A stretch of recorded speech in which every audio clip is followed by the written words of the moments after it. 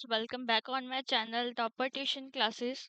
हमने कल ये जो हमने मेटल्स एंड नॉन मेटल्स वाला चैप्टर स्टार्ट करा हुआ है। हमने कल केमिकल प्रॉपर्टीज इसके दो कर ली थी, जिसमें हमने मेटल को वाटर के साथ और ऑक्सीजन के साथ रिएक्ट करवाया था।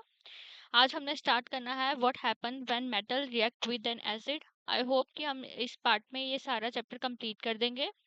चैप्टर स्टार्ट करने से पहले एक बार ये सभी बच्चे इस चैनल को सब्सक्राइब कर दीजिए, लाइक कर दीजिए और अपने फ्रेंड्स के ग्रुप में शेयर कर दीजिए। ठीक है फ्रेंड्स, हम स्टार्ट करते हैं। So what happen when a metal react with N acid. जब कोई मेटल एसिड के साथ रिएक्ट करती है तो क्या क्या बनता है, ये हमने पिछले चैप्टर्स में भी करा है। एसिड बेस एंड सॉल्ट में तो क्या है, जब मेटल एसिड के साथ रिएक्ट करती है तो हमारे पास सॉल्ट बनता है और हाइड्रोजन गैस रिलीज होती है। और हाइड्रोजन गैस को डिटेक्ट करने के लिए हम क्या यूज करते हैं कि हम एक कैंडल को इसके नियर लेके जाते हैं और वो पॉप साउंड से क्या हो जाती है, बुझ जाती है या बर्न होती है, ये सारी चीजें। ठीक है, तो क्या आएगा, when a metal react with the dilute acid it form salt plus hydrogen. इसके बाद ये आ जाता है कि hydrogen gas is not evolve when a metal react with the nitric acid. तो ये एक्सेप्शन है, तो ये चीजें एग्जाम में ज्यादा पूछी जाती हैं। तो क्या है कि hydrogen gas is not evolve when a metal react with nitric acid. It is because HNO3 is the strongest oxidizing agent. It oxidizes the hydrogen produced to water and itself get reduced to any of the nitrogen oxides like N2O, NO, NO2.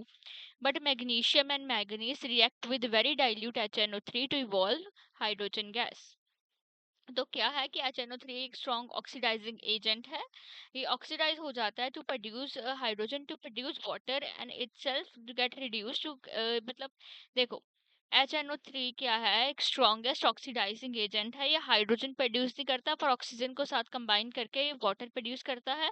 और ये जो है इनके oxides बन जाते हैं like NO2, NO, इस type के। ठीक है, बट अगर वो मैग्नीशियम या फिर मैंगनीज के साथ रिएक्ट करेगा तब वो हाइड्रोजन गैस को इवॉल्व करता है। ठीक है, so you must observe in activity this that the rate of formation of bubbles was the fastest in case of magnesium। कि जब वो मैग्नीशियम के साथ रिएक्ट करता है कोई भी एसिड तो जो हाइड्रोजन के बबल्स है वो फास्टेस्ट प्रोड्यूस होते हैं।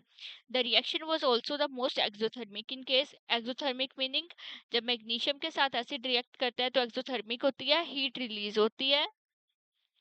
और the reactivity decrease in order of magnesium, aluminium, zinc, ferric. In case of copper, no bubbles were seen and the temperature also remained unchanged. This shows that copper does not react with the dilute HCl. तो जब copper को हम react करवाते हैं कोई भी acid के साथ तो क्या हम देखते हैं कि कोई बबल फॉर्म नहीं हो रहा। तो इससे क्या पता चलता है कि this shows copper does not react with dilute HCl। ठीक है, तो ये HNO3 वाली जो एक्सेप्शन है और ये जो चीजें हैं कि copper does not react with dilute HCl, तो ये चीजें एक्सेप्शन में आ जाती हैं जो हमें थोड़ा सा ध्यान देने की जरूरत है, जो एग्जाम में मोस्टली पूछ ली जाती हैं। इसके बाद ये एक वर्ड है एक लैटिन लैंग्वेज में, दैट इज एक्वा रीजिया। इसका मतलब होता है रॉयल वाटर। इसका क्या है कि it is a freshly prepared mixture of concentrated HCl and concentrated nitric acid. कितनी रेशो में, 3:1 में। क्या है ये aqua regia? It is a mixture of two concentrated HCl and HNO3. It is constant HCl and HNO3 in ratio 3:1. ठीक है, it can dissolve gold even though neither of these acids can do so alone. Aqua regia is a highly corrosive fuming liquid. It is one of the few reagents that is able to dissolve gold and platinum. तो ये ऐसे reagents होते हैं जो अपने आप में gold को और प्लेटिनम को क्या कर लेते हैं बेटा, डिसॉल्व कर लेते हैं। ठीक है, सो बेसिकली अगर आपको पूछा जाएगा कि व्हाट इज एक्वारीजिया तो आप क्या लिखोगे, it is a freshly prepared mixture of concentrated HCl and HNO3 in ratio 3:1। इसके बाद हमारे पास फोर्थ केमिकल प्रॉपर्टी आ जाती है कि how do metals react with solutions of other metal salts. कि जो मेटल है वो कैसे रिएक्ट करती है solution of other metal salts. ठीक है, चलो जी, तो आ जाओ इस फिगर में। तो इस फिगर में क्या है, दो हमारे पास टेस्ट ट्यूब्स हैं जिनको कॉक के साथ इन्होंने बंद करा हुआ है। इसके बीच में इन्होंने एक थ्रेड को थ्रेड के साथ एक नेल को बांधा है। फर्स्ट वाली में बांधा है इन्होंने आयरन नेल को, और दूसरे वालों में इन्होंने बांधा है कॉपर वायर को। ठीक है, इसमें इन्होंने डाला है आयरन सल्फेट सोल्यूशन और इसमें डाला है इन्होंने कॉपर सल्फेट सोल्यूशन। ठीक है, तो ये क्या है, reaction of metal with salt solutions. कि मेटल है आयरन, ये रिएक्ट करेगी सॉल्ट सोल्यूशन, किसका सॉल्ट, कॉपर सल्फेट सोल्यूशन। और यहाँ पे क्या हो रहा है, कॉपर रिएक्ट कर रहा है फेरिक सल्फेट सोल्यूशन। तो क्या होता है, ठीक है, इसमें क्या है, जो मेटल रिएक्टिव होएगी वो स्मॉल रिएक्टिव को क्या कर देगी, डिस्प्लेस कर देगी। क्या कर देगी बेटा, बोलो, डिस्प्लेस कर देगी। और जब डिस्प्लेस कर देगी तो वो अपनी जगह बना लेगी, वहां पे FeSO4 बन जाएगा और कॉपर बाहर निकल जाएगा। तो हम क्या बोलेंगे कि फेरस सल्फेट बन गया और कॉपर बन गया। So this is an example of displacement reaction. तो क्या कैसे रिएक्शन होती है बेटा, कोई मेटल है वो किसी और मेटल सोल्यूशन के साथ रिएक्ट करती है, फॉर एग्जांपल कॉपर सल्फेट, और उसको डिस्प्लेस करके खुद वहां पे लग जाती है। तो ये कैसे लगती है कि highly reactive metal displace other metal जो उससे कम रिएक्टिव है, उसको डिस्प्लेस करके उसके साथ क्या करती है बेटा, बॉन्ड बना लेती है। तो आप क्या लिखोगे, all metals are not equally reactive, we check the reactivity of various metals with oxygen, water and acid, but all metals do not react with these reagents, so we are not able to put all the metal samples we had collected in decreasing order of their reactivity. Displacement reaction study in this thing and the reactivity of the metals, it is solution with B. So if a metal A displace metal B from its solutions, it is more reactive than B. इसके बाद आ जाती है बेटा reactivity series. Reactivity series का क्या मतलब है कि हमने मेटल्स को अरेंज करा है in terms of reactivity from top most to lower most. सबसे ऊपर क्या आ जाता है कि मोस्ट रिएक्टिव मेटल, और सबसे नीचे क्या आएगा, least reactive metal. Most reactive metal कौन सी होती है, पोटाशियम, सोडियम, इसके बाद कैल्शियम, इसके बाद मैग्नीशियम, इसके बाद एल्यूमिनियम, इसके बाद zinc, then iron, then lead and so on. And least पे क्या आएगा, गोल्ड। ठीक है, तो this is a reactive series. तो हम क्या करेंगे कि अगर हमारे पास किसी सोडियम का सॉल्ट है तो पोटाशियम इसको रिप्लेस कर देगा, अगर हमारे पास लेड का है तो ये ऊपर वाली चीजें इसको रिप्लेस करेंगी। So this reactivity series help in displacement reactions. समझ आई सभी बच्चों को, ओके। ओके, सो बेटा this is your question answers. ये हम जब मैं ये सोल्यूशन की वीडियो डालूंगी तब मैं आपको एक्सप्लेन करूंगी। आप सभी बच्चों का होमवर्क क्या है कि आप सभी बच्चे इन सारे क्वेश्चंस को अटेम्प्ट करेंगे और अपनी कॉपी में लिख के रख लेंगे। जब ये चैप्टर कंप्लीट हो जाएगा हमारा 1 और 2 डेज के अंदर अंदर, तब हम इसके सोल्यूशंस को डिस्कस करेंगे और सारे बच्चे वो सोल्यूशंस को चेक करेंगे कि उन्होंने जो अपने अपने सोल्यूशंस अपनी अपनी कॉपीज में करे हैं वो ठीक है या नहीं है। ठीक है बेटा, चलो जी। इसके बाद है हमारा अगला topic, how do metals and non metals react. Metals और नॉन मेटल्स आपस में कैसे रिएक्ट करती हैं। So it is again based on reactivity series. ठीक है, आ जाओ। आपको एटॉमिक नंबर तो याद होंगे, चलो हम 1 to 20 लर्न करते हैं। सबसे पहले बेटा आता है hydrogen, helium, lithium, beryllium, boron, carbon, nitrogen, oxygen, fluorine and neon. So it is 1 2 3 4 5 6 7 8 9 10। ठीक है, ये तो बेटा बेसिक है, ये तो आपको लर्न करना ही होगा, स्कूल में करवाए होंगे। Sodium, magnesium, aluminium, silicon, phosphorus, sulphur, chlorine, argon, potassium and calcium. It is 11, 12, 13, 14, 15, 16, 17, 18, 19 and 20। इसको याद करने की एक ट्रिक है जो मैं आपको इन शॉर्ट्स वीडियो में डाल दूंगी। बाकी मैं 1 to 10 की ट्रिक आपको करवा देती हूँ, और अगर आपको चाहिए कि हमें और भी ट्रिक्स चाहिए तो आप मुझे कमेंट करोगे। तो क्या है इसकी trick, hi hello, hi hello, listen, BBC news, BBC news open for now. This is your trick. Hi, hello, listen. BBC News open for now. So hydrogen, helium, lithium, beryllium, boron, carbon, nitrogen, oxygen, fluorine and last is neon.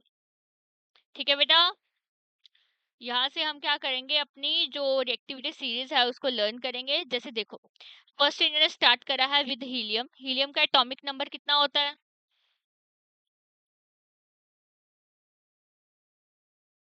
Okay, so helium का atomic number होता है 2। तो इसके shell में कितने electrons हैं? 2। Neon का कितना होता है? 10। सो इसके उसमें शेल में कितने हैं? 2 8।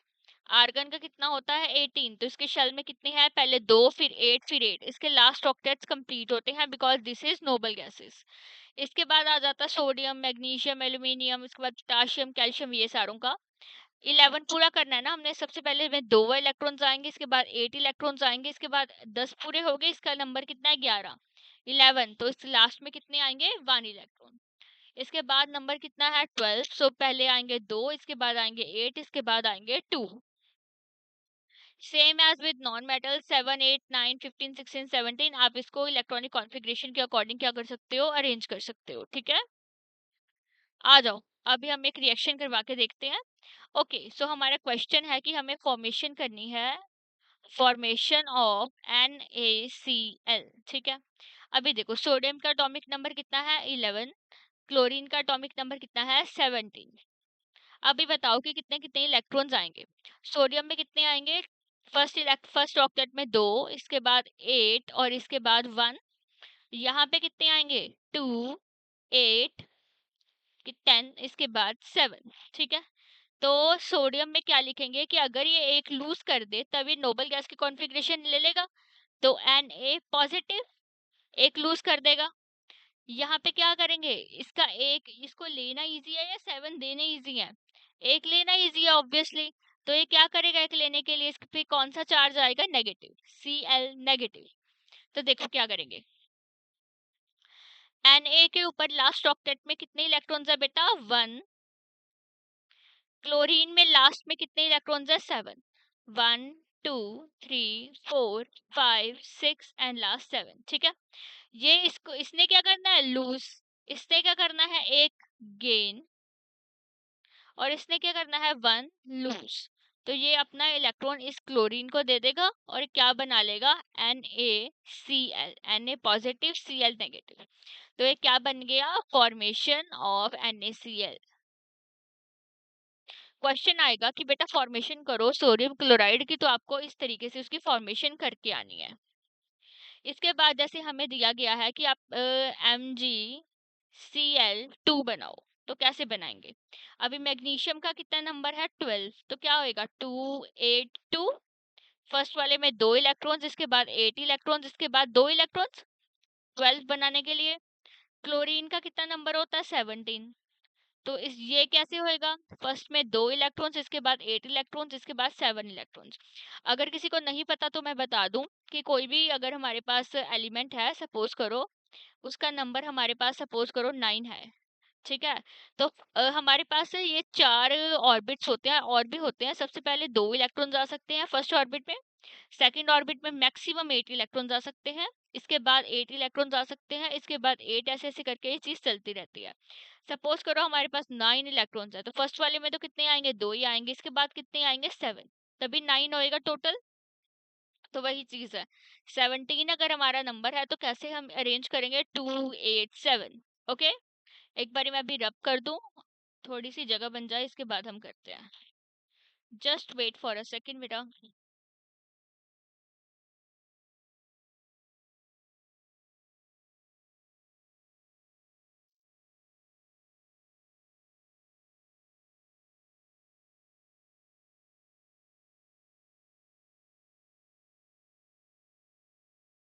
चलो जी, आ जाओ। ओके, हमारे पास एक मैग्नीशियम है जिसके पास 2 इलेक्ट्रॉन्स हैं। इसके बाद हमारे पास 2 क्लोरीन है, क्योंकि हमने क्या बनाना है? MgCl2। कितने क्लोरीन है हमारे पास? 2। तो Cl 1। क्लोरीन के लास्ट ऑर्बिट में कितने होते हैं? 7। 1 2 3 4 5 6 7।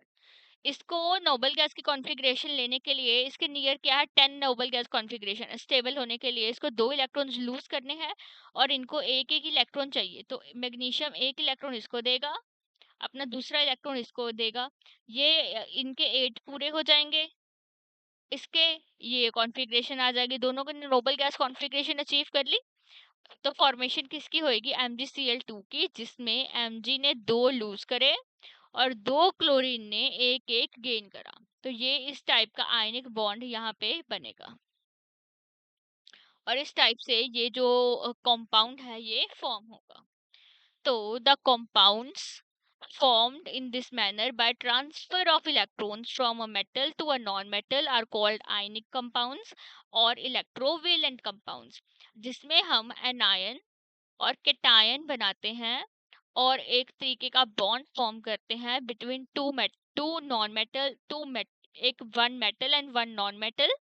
उसको हम कौन सा बॉन्ड बोलते हैं, आयनिक बॉन्ड या फिर इलेक्ट्रोवेलेंट बॉन्ड।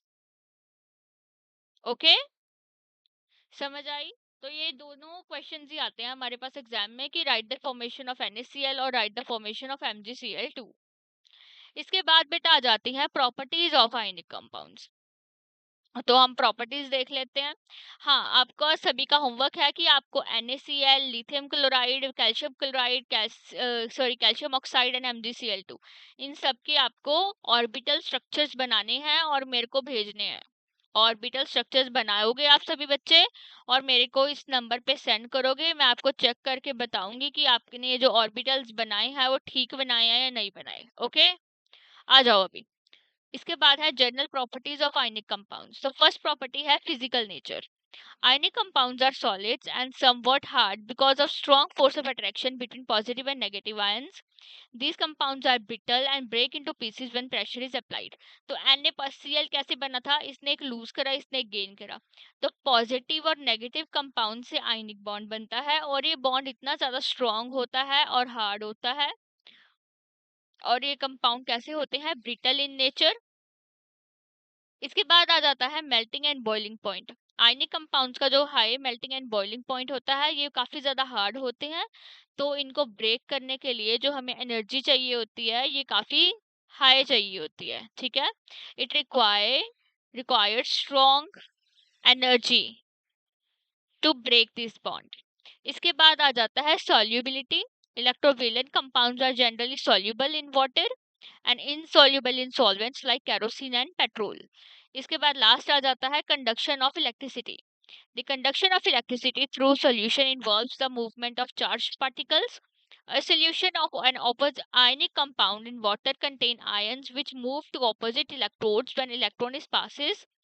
So basically अगर हम देखा जाए तो हम लिखेंगे कि जो आयनिक कंपाउंड्स हैं वो गुड सोर्स ऑफ क्या होते हैं, कंडक्शन, क्योंकि उनमें कौन से आयंस प्रेजेंट होते हैं, ऑपोजिट चार्ज आयंस, जो जो कंडक्टिविटी में क्या करते हैं, हमारी हेल्प करते हैं।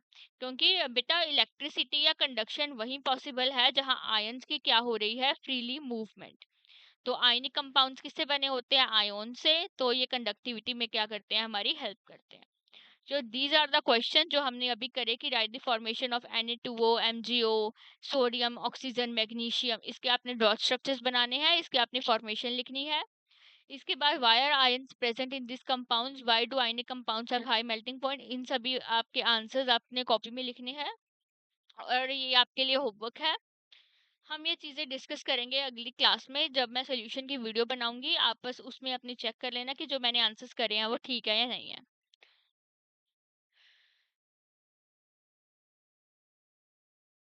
इसके बाद मैं सोच रही हूँ इसका पार्ट 3 बनाना ही अच्छा रहेगा हमारे लिए, क्योंकि ये चैप्टर काफी लेंथी है तो एक क्लास में तो कंप्लीट होगा नहीं। तो हम इसका, ओके चलो, हम इसका थर्ड पार्ट ही बनाते हैं। यहाँ से बेटा हम पार्ट 3 स्टार्ट करेंगे, तो सभी बच्चों ने पार्ट 3 देख के जाना है। ठीक है बेटा, okay, have a very good day, bye bye.